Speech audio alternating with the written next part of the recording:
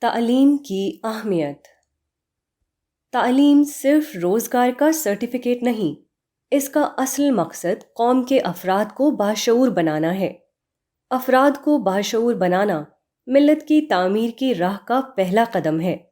ملت کا سفر جب بھی شروع ہوگا یہیں سے شروع ہوگا۔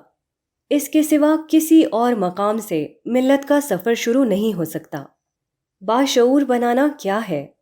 باشعور بنانا یہ ہے کہ ملت کے افراد ماضی اور حال کو ایک دوسرے سے جوڑ سکیں، وہ زندگی کے مسائل کو کائنات کے ابدی نقشے میں رکھ کر دیکھ سکیں، وہ جانیں کہ وہ کیا ہیں اور کیا نہیں ہیں، وہ اس راز سے واقف ہوں کہ وہ اپنے ارادے کو خدا کے ارادے سے ہم آہنگ کر کے ہی خدا کی اس دنیا میں کامیاب ہو سکتے ہیں۔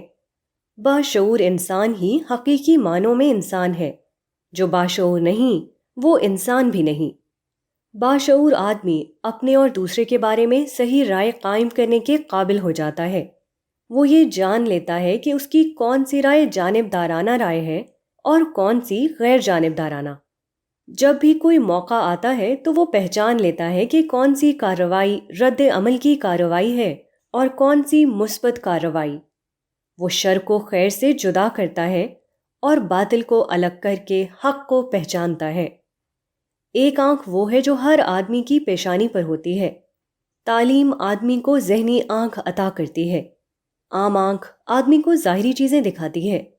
تعلیم کی آنکھ آدمی کو اس قابل بناتی ہے کہ وہ معنوی چیزوں کو دیکھ سکے۔